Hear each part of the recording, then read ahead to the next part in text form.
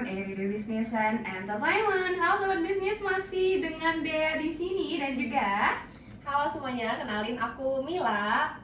halo Kamila. So ini dia adalah siapa ya? Kita mungkin kenalan dulu kali ya. Boleh kenalan kakak siapa dan dengan siapa di sini dan apa sih kakak itu sebagai apa?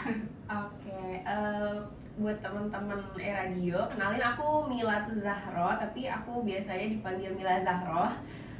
Aku salah satu content creator di TikTok dan konten aku tuh mostly tentang self development atau pengembangan diri. Oke. Gitu. Kesibukan kakak hari ini sekarang ini apa sih kak? Kalau kesibukan aku, sebenarnya aku udah tamat kuliah, aku alumni UIN Raden Intan Lampung. Kalau ada yang satu alma mater mungkin ya.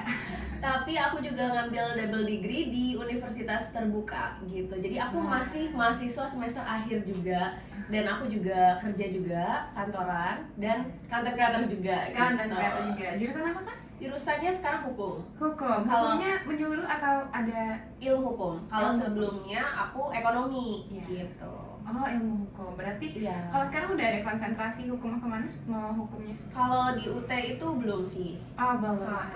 Ya betul banget. Jadi kakak ini konten creator TikTok dan khususnya followersnya sekarang udah 24,1K. Wow, tepuk tangan dulu sama kita semua. Nah, ngomong-ngomong tentang konten-kontennya tadi terkait self development, terus juga personal growth, mungkin ya personal growth, Betul. beauty reviewer juga ya. Iya, beauty juga. Boleh sih kak dijelasin gimana sih awalnya bisa bangun konten-konten itu sehingga menjadi followersnya 24K? Oke, perjalanan konten berarti ya kak ya. Kalau ngomongin perjalanan konten tuh, aku dari dulu tuh sebenarnya udah pengen punya platform gitu kak. Nah cuman dulu tuh belum tersegmentasi mau di media sosial mana gitu. Karena kebetulan aku anaknya suka sharing gitu ya, suka ngobrol di talk gitu kalau sama temen-temen. Dan sebelum aku punya platform TikTok pun aku tuh suka sharing di Instagram aku. Tapi kadang-kadang kalau untuk beberapa hal hanya aku sharing di close friend aku aja gitu kak, belum untuk terlalu pede nge-publish gitu. Terus sampai kemudian di awal 2023 itu aku mutusin untuk konten gitu. Tapi pada saat itu aku kontennya tuh masih super gado-gado gitu kak, belum tahu nih konten aku tuh mau kemana gitu. Jadi audiens aku juga belum tertarget gitu, mau target audiens aku nih siapa gitu. Sampai akhirnya di bulan sekitar Februari ke Maret itu aku sharing tentang satu hal, karena kebetulan aku suka baca buku pengembangan diri gitu kak. Suka dengerin podcast juga gitu-gitu tentang pengembangan diri, dan memang aku suka gitu. Nah waktu itu aku sharing tentang hal yang pernah aku baca di salah satu buku tentang pengembangan diri juga.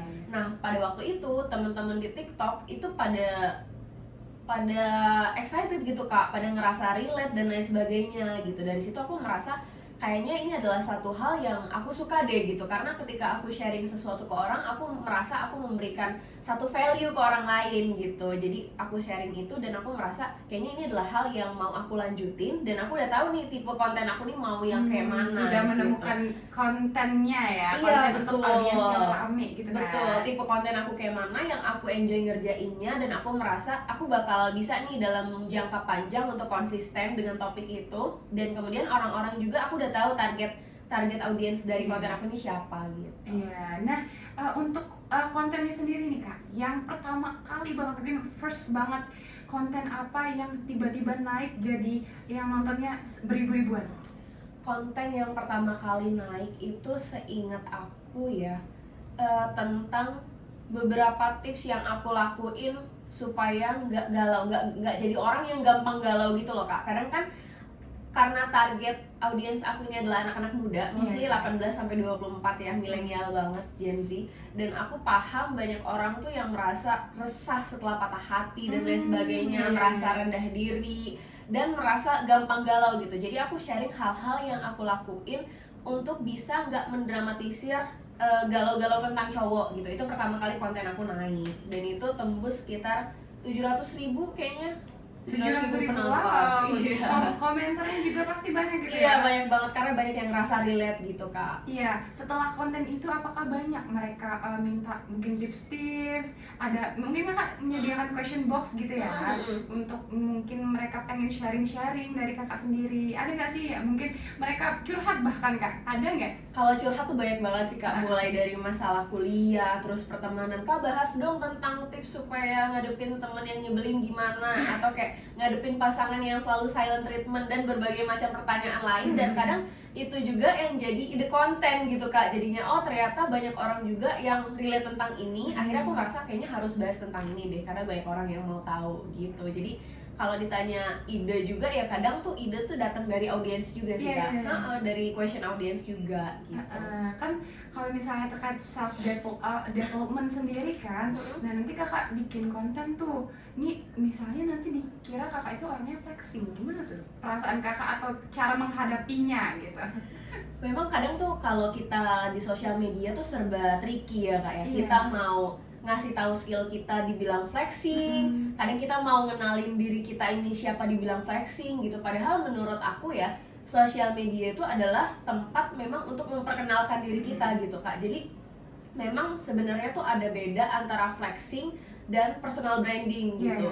Bedanya kalau flexing tuh orang tuh cenderung memamerkan hal-hal yang sifatnya tuh glamour, mewah gitu ya kayak contohnya harta gitu ya, barang-barang mewah gitu. Nah, sementara menurut aku kalau personal branding itu lebih kepada proses kita, step by step kita. Terus apa sih yang lagi kita lakuin, apa sih yang kita bisa. Jadi lebih ke salah satu sarana untuk memperkenalkan diri kita, kasarnya memasarkan diri kita lah gitu Kak. Kita ini bisanya apa sih, kita ini siapa. Kalau misalnya kita ini adalah seorang MC, ya wajar kalau kita selalu post tentang kita lagi nge-MC gitu ya Kak, supaya orang tahu gitu. Gimana orang bisa tahu kalau misalnya kita nggak memperkenalkan diri kita kan Kak? Iya betul banget.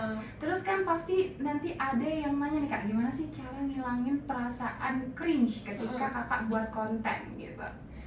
Dulu tuh awal aku juga merasa kayak gitu sih Kak. Aku merasa hal yang wajar rasanya kalau misalnya kita baru buat konten terus kemudian merasa cringe gitu ya. Bahkan sesimpel kita bikin story Instagram, kadang juga kita hapus kan 24 jam karena kita merasa lihat terus sih. Terus kayak kita ulang 3 kali, apa sih nih cringe gitu, kita hapus gitu. Tapi aku merasanya ketika aku komitmen untuk buat konten, aku merasa aku harus berteman dengan rasa cringe itu Kak. Jadi betul. Karena menurut aku kalau kita terus-terusan berpikir ini cringe atau ini kayak nggak enak dilihat orang lain, orientasi kita tuh cenderung kepada opini orang lain gitu. Akhirnya kita jadi nggak berkembang dan nggak jadi mau melakukan apa yang mau kita lakuin kayak gitu. Jadi menurut aku ya, apalagi kalau misalnya aku flashback ke konten-konten aku yang belakang sekitar awal-awal konten, itu aku merasa ya memang cringe gitu, cuman ya udah ditahan aja emang karena memang karya pertama tuh nggak ada yang bagus gitu loh Kak. Betul banget. Jadi seiring berjalan waktu nanti proses belajar ngeditnya mungkin jadi lebih bagus gitu kan, kualitas video juga jadi jauh lebih bagus karena kan kita trial and error ya Kak ya. Betul. Kalau awal kan kita nggak akan bisa tahu salah kita di mana kalau kita nggak upload dulu. Iya benar. Kayak aku pernah tuh waktu itu ngupload terus kemudian aku taruh caption tuh di bagian bawah Kak, sampai ada salah satu audiens aku yang komen, Kak saran dong kalau misalnya taruh caption mungkin agak ke atas dikit soalnya gak nyaman dibacanya. Dari situ kan kita bisa belajar gitu sambil ya. Belajar, iya sambil belajar gitu. Iya juga waktu itu aku belajar juga tuh terkait konten-konten gitu kan. Ada yang namanya test operate test exit. Jadi harus dicoba, nanti kalau misalnya ada komentar mungkin kita saring ya Kak ya. Abis disaring ya kita benerin lagi satu-satu gitu, nggak harus langsung semuanya gitu. Betul. Yang penting kita coba dulu aja gitu. Nah ngomong-ngomong nih Kak, sibuk banget pasti nih jadi konten kreator, mikirin ide-ide konten, lumayan, belum lagi ngeditnya, sambil kuliah juga, double degree juga nih kakaknya ya. Iya, tapi kan yang satunya udah selesai. Iya, gimana Kak cara manajemen waktunya gitu?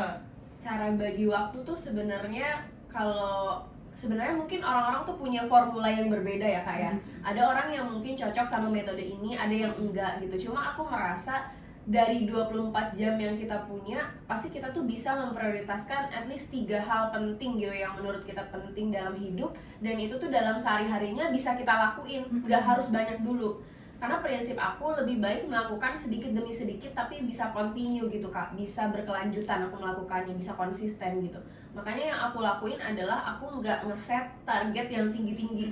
Sesimpel misalnya aku bangun habit gitu ya Kak ya, aku baca buku, aku nggak mau tuh yang kayak pokoknya seminggu gue harus bisa baca satu buku harus habis gitu, aku nggak mau, karena nantinya aku akan ke pressure kan, akhirnya malah di tengah jalan berhenti gitu. Nah yang aku lakuin biasanya adalah dalam setiap harinya aku membagi waktu aku ke dalam beberapa kategori, kayak pagi, siang, sore, malam.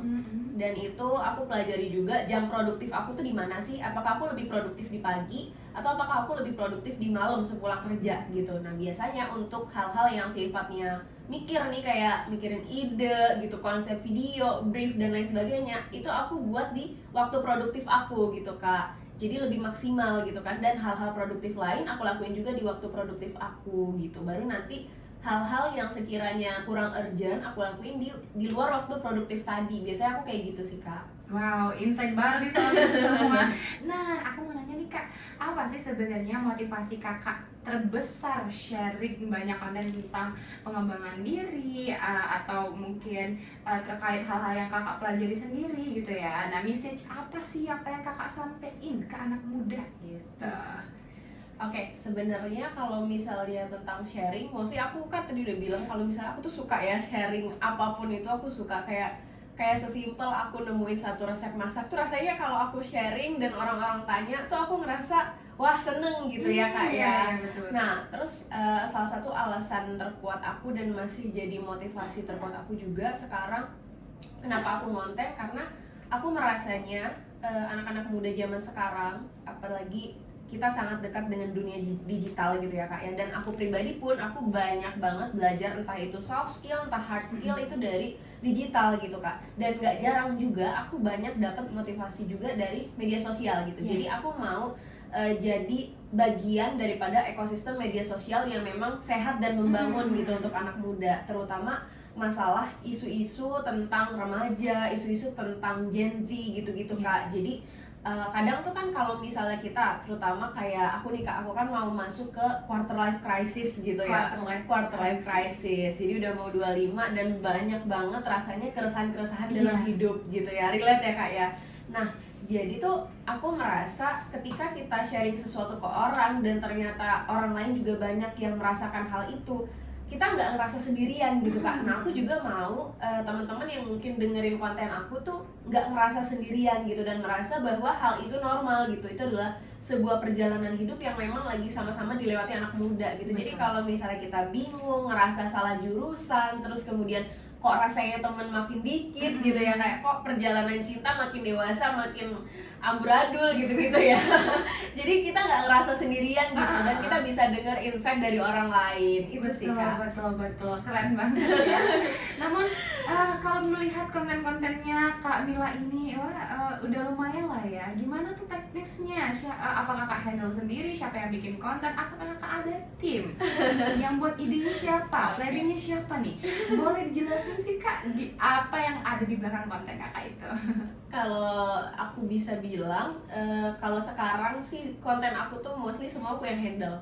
Dari brief, scripting, terus kemudian storyline, konsep ide, sampai tag video dan editing sampai publish itu juga aku. Cuma kalau misalnya aku lagi ada job gitu ya Kak, lagi visit kemana gitu, otomatis kan aku butuh bantuan orang lain, misalnya untuk videographer. Nah biasanya aku masih ajak temen aja sih Kak gitu, kalau misalnya aku butuh bantuan videographer kayak gitu. Jadi kalau untuk teknis konten biasanya yang aku publish itu dari aku sendiri, aku yang handle sendiri. Kalau misalnya Kakak udah jadi konten kreator yang emang benar-benar komersial besar, mungkin kayak siapa ya? Raffi Ahmad? Gitu ya. Ketinggian ya. Apakah Kakak pengen bikin suatu tim atau mungkin Kakak pengen handle sendiri tetap, gimana tuh? Kalau terkait itu sih rasanya kalau misalnya kita semakin besar sih pasti nggak akan mungkin kepegang sendirian mungkin ya Kak ya, dan mungkin kita juga butuh bantuan orang lain, nggak bisa dipungkiri gitu kan. Jadi mungkin kalau kedepannya aku akan lebih butuh orang, ya kenapa enggak gitu Kak. Karena aku juga merasa ketika aku semakin besar gitu ya, dan ketika aku juga bisa membuka lapangan pekerjaan untuk orang lain, justru aku merasa lebih memberikan value juga kan ke orang lain kalau misalnya aku bisa buka lapangan pekerjaan gitu. Mungkin kedepannya insya Allah kalau misalnya amin ya lebih besar gitu ya, mungkin aku akan coba untuk apa namanya dapetin tim gitu. Iya. Udah ada belum Kak yang mungkin ngajak kolaborasi mungkin dari influencer lain atau dari media-media lain gitu?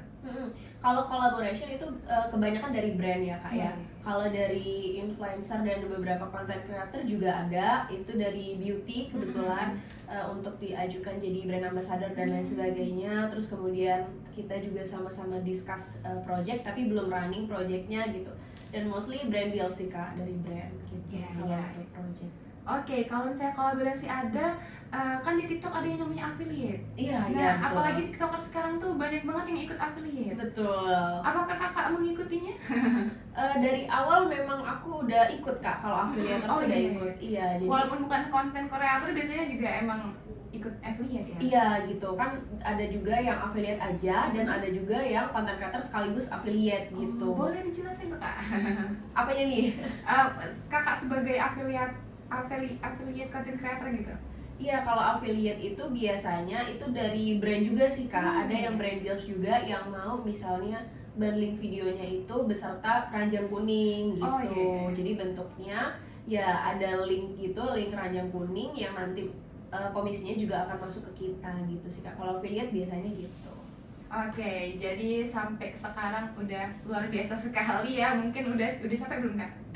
belum. Apa mau masih move terus ya sebagai content creator? Iya tentunya. Iya, Iya sih, karena Kak. ada sisi males-malesannya ya. Kadang kan kita juga apakah kita konsisten atau enggaknya gitu. Betul. Gimana tuh Kak tipsnya biar kita konsisten dalam membuat konten gitu kan? Karena males banget kadang kan udah ada idenya tapi eksekusinya kurang. Iya betul.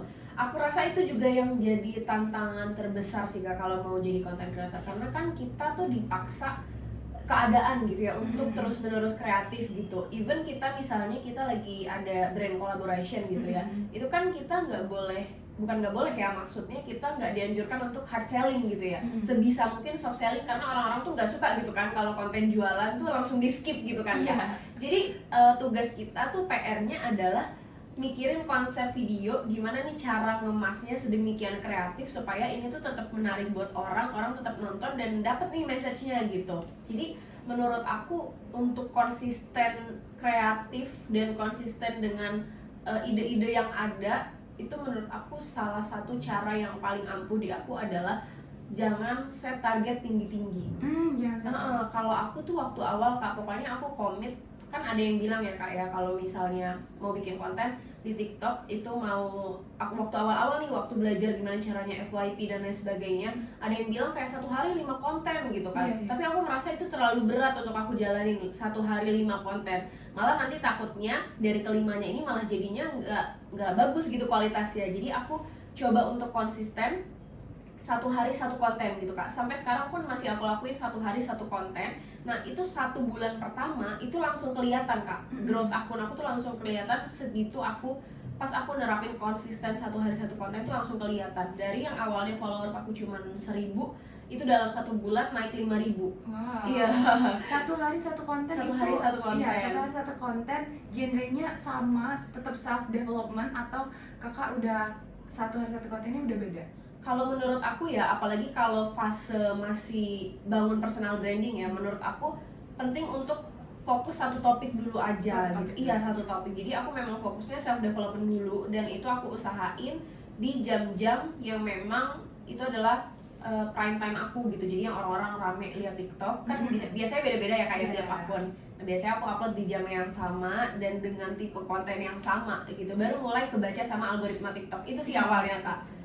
Kan kakak sharing tentang self development ya pastinya. Nah, apa sih mungkin kakak yang kakak share tadi, apakah kakak pernah juga mengalami hal tersebut atau kakak sedang mempelajarinya juga? Nah itu kan bisa jadi manfaat tuh kalau misalnya kakak belajar juga sambil sharing juga, jadi kakak lebih ingat kan? Iya betul. Sebenarnya tuh ada beberapa yang bilang konten-konten aku tuh konten motivasi gitu ya Kak ya. Tapi aku nggak mau dibilang sebagai motivator gitu Kak, karena aku ngerasa itu adalah hal yang aku sharing aja ke orang. Dan bukan berarti ketika aku sharing satu skill aku udah jago dalam hal itu, enggak juga. Jadi motivator kayak kata-kata gitu. Aku nggak ngerasa kayak gitu. Kayak misalnya aku sesimpel bahas tentang disiplin diri gitu ya, itu juga adalah hal yang juga masih terus aku pelajarin gitu Kak, karena kan manusiawi ya, kalau misalnya dalam prosesnya itu pasti fluktuatif ya, kita mau berkembang tuh pasti ada malesnya, naik turunnya, belum lagi faktor mood dan lain sebagainya gitu. Jadi bukan berarti ketika aku sharing sesuatu itu adalah hal yang aku udah jago gitu ya. Justru itu adalah hal yang mungkin aku pelajari dalam hidup, atau lagi aku terapin, atau juga aku lagi struggle tentang itu, jadi aku butuh juga insight dari orang gimana nih gitu, orang lain menghadapi ini gimana gitu. Iya, berarti nggak selamanya kita itu kasih video motivasi kayak konten motivasi gitu, kita sebagai motivator, tapi kita kita itu lagi mungkin mempelajarinya juga, dan kita lebih sharing biar kita lebih dapat juga. Self reminder ya Kak ya. Self reminder. Betul. Nah, untuk sobat bisnis semua nih, kakak dari Kak Mila sendiri, apakah kakak punya tips atau step pertama untuk menjadi content creator tuh apa sih Kak? Kalau menurut aku sih, kalau misalnya mau jadi content creator ya jangan dulu terbuai sama orang-orang yang udah sukses gitu Kak. Karena kan selalu ada harga yang dibayarkan gitu ya. Kita ngelihat kontennya itu misalnya katakanlah red card dia satu video 20 juta gitu, kita tergiur dengan angka itu ya, padahal kita nggak tahu seberapa banyak waktu tidur yang dia korbanin, mungkin dia jadi nggak punya teman, nggak main sama temannya dan lain sebagainya. Menurut aku jangan FOMO sih kalau mau jadi content creator. Pastiin memang itu adalah hal yang kita suka dulu, karena mau nggak mau nantinya kita yang jalanin gitu. Kalau kita cuma ikut-ikutan ya mungkin nggak akan sustain, nggak akan berkelanjutan gitu. Mungkin akan stuck di tengah jalan, mungkin kita nggak akan nemu motivasi kita apa sih ngerjain ini, sebenarnya gue ini ngapain sih gitu kan kalau kita cuma ikut-ikutan. Menurut aku cari tahu dulu alasan kenapa kalian mau jadi content creator.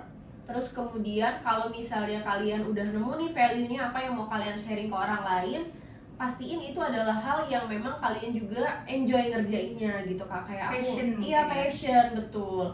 Karena nanti akan susah kan kalau misalnya di tengah jalan ternyata kita selalu ngikutin demand pasar, tapi ternyata kita nggak enjoy juga ngerjainnya gitu. Jadi menemukan irisan antara apa yang kita suka dan yang audiens kita juga akan relate gitu ya, target marketnya siapa, itu juga penting sih Kak. Sama kalau misalnya mau jadi content creator ya itu tadi, jangan berfokus pada angka atau materi dulu. Yang penting coba untuk disiplin dulu, konsisten, nanti hasilnya bakal kelihatan kok along the way. Ngomong terkait konsisten kan harus terus menerus ya. Apakah kakak pernah burn out gitu atau juga pernah overwhelming gitu? Rasanya kalau misalnya kita melakukan hal, apalagi beberapa hal dalam satu waktu gitu ya, kayak beberapa aktivitas dalam satu waktu, terus kemudian kadang juga kan ada deadline gitu ya, yang nggak bisa kita hindarin gitu. Kita mau misalnya saat ini kita niat pengen bikin konten 2 gitu, tapi ternyata ada deadline tugas dan lain sebagainya, apalagi aku juga punya tanggung jawab kerjaan gitu ya. Pastinya manusiawi akan ngerasa burn out atau kewalahan gitu ya Kak ya. Cuma balik lagi sih, kalau aku mengatur porsinya aja gitu, cari dulu mana yang memang urgent dan penting gitu, jadi aku kerjain itu dulu sebisa mungkin. Aku cari, kadang tuh kita udah bingung ya, kayak overthinking, ini mau kerjain dari yang mana dulu nih gitu kan, udah bingung saking banyaknya yang mau dikerjain.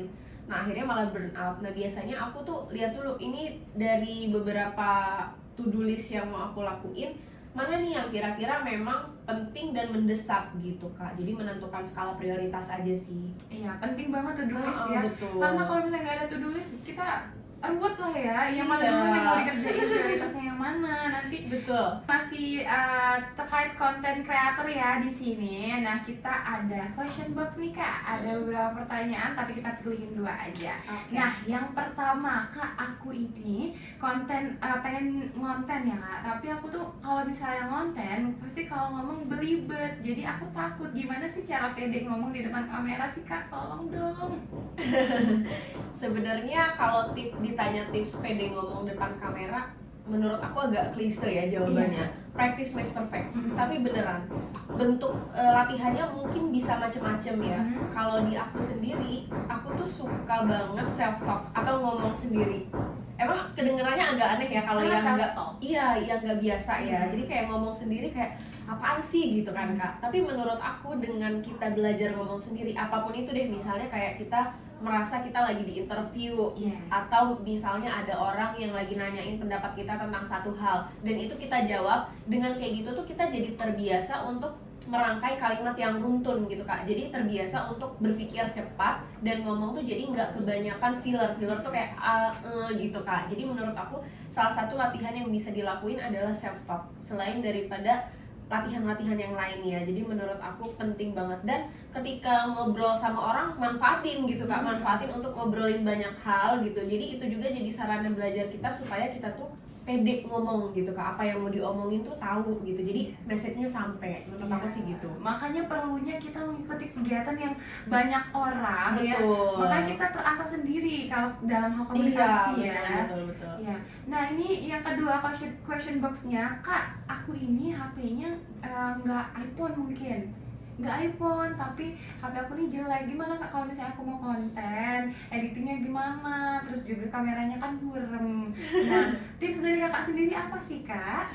Sebenarnya ya teman-teman, itu nggak harus iPhone kok. Jujur waktu konten aku tuh naik, itu aku masih pakai HP Android yang luar biasa kentang banget Kak. Itu dipakai ngedit itu udah ngelak. Udah gitu ketika kita upload juga kan resolusinya turun gitu ya. Banyak orang yang nggak percaya kalau misalnya konten aku tuh udah naik akunnya dari sejak aku gara-gara aku ganti HP gitu Kak. Padahal enggak. Padahal sebenarnya itu karena aku konsisten aja dan udah tahu nih kontennya tuh kayak apa tipe kontennya. Jadi makanya sama TikTok tuh kebaca algoritmanya, terus disebar ke audiens yang memang cocok sama itu gitu Kak. Nah jadi ada temen aku yang juga mau mulai content creator, dia juga nanya tuh, gimana sih caranya kemarin lu konten masih pakai HP Android yang masih buram tapi lo tetep pede aja gitu. Ya kuncinya tetap upload aja gitu Kak, karena menurut aku at the end of the day kalau misalnya orang lihat konten lo, kalau misalnya message-nya bagus, orang akan dengerin gak sih Kak? Terlepas dari kualitas videonya gimana. Iya, karena banyak juga video-video aku yang FYP waktu aku masih pakai HP Android yang masih burem gitu Kak. Jadi sebenarnya menurut aku yang penting adalah message dan value yang disampaikan gitu. Betul, apalagi kalau misalnya cara public speaking kita itu lebih enak gitu ya. Iya, benar-benar. Ya, ada yang itu kan Kak, misalnya kameranya udah cerah, udah bagus nih, tapi dia ngomongnya begini. Iya, betul. Jadi kurang tersampai kan. Benar, dan menurut aku juga sih Kak, kalau misalnya kita buru-buru nih untuk punya tools yang bagus, nanti malah takutnya di tengah jalan kita tuh kehilangan motivasi gitu Kak. Jadi menurut aku penting untuk challenge diri sendiri dulu nih, bisa nggak gue konsisten untuk 1 bulan konten pakai HP yang ini seadanya dengan alat seadanya gitu, bisa nggak? Nah nanti setelah kita punya alat yang bagus, jadinya kita tuh udah terbiasa konsisten gitu Kak. Jangan sampai kita udah ganti perangkat, udah ganti tools yang bagus, udah upgrade, tapi ternyata motivasinya nggak ada gitu Kak. Betul banget. Terus sobat bisnis dengerin, walaupun HP-nya bukan iPhone, walaupun gampang sekalipun, kalau kalian punya rasa mau untuk konten, pasti jadi. Nah itu tadi mungkin question box ada dua question ya Kak ya, dari soal bisnis di rumah. Mungkin Kakak ada nggak sih pesan untuk anak muda sekarang? Pesan untuk anak muda sekarang, mungkin ini cakupannya lebih luas ya Kak ya, bukan cuma tentang konten aja. Menurut aku wajar banget untuk merasa bingung, wajar banget untuk ngerasa overthinking tentang masa depan, karena sejatinya kita nggak ada yang bisa memprediksi ke depan kita bakal gimana, ke depan kita bakal jadi apa, sebenarnya apa yang kita kerjain ini worth it atau enggak. Tapi percayalah, apapun yang lagi kita lakuin sekarang itu pasti akan ngasih satu value gitu Kak, ngasih satu pelajaran ke kita yang akan berguna nantinya di depan, yang mungkin kita nggak berekspektasi nih di depan ini bakalan kepake di mana sih gitu. Ilmu ini bakalan sia-sia nggak sih? Sesimpel kayak misalnya kita banyak ngobrol sama orang gitu Kak. Barangkali apa yang orang sharing ke kita dengan modal kita dengerin orang lain aja tuh bisa jadi pelajaran gitu Kak. Jadi misalnya nanti suatu saat di depan kita dihadapkan dengan situasi yang kita nggak pernah tahu nih, ternyata barangkali insight yang kita dapat dari ngobrol sama orang tadi itu bisa berguna gitu Kak ke depannya. Gitupun ilmu apapun yang kita pelajari, menurut aku nggak ada yang sia-sia gitu Kak, tetap akan worth it nantinya, yang mungkin kita nggak akan sadar gitu. Jadi terima aja kalaupun misalnya salah atau kayak melakukan atau gagal gitu ya apa yang kita kerjain, karena masa muda nih menurut aku adalah masa-masa dimana kita trial and error gitu. Jadi ya udah kerjain aja semaksimal mungkin. Kalau cocok ya lanjutin. Kalau misalnya sekiranya kita merasa nggak cocok sama value kita masih bisa punya waktu untuk ngerjain hal lain gitu kan. Karena masih muda kan. Iya, karena kita masih muda, Iya, mulai betul. aja dulu Betul. belajar dari pengalaman-pengalamannya. Wah, keren banget nih ya. Terima kasih banget kepada Kamila yang udah mau diundang dan Thank duduk you. di sini ngobrol-ngobrol bareng. Sangat banyak banget ya insight yang dapat pastinya terkait konten kreator dan juga bukan konten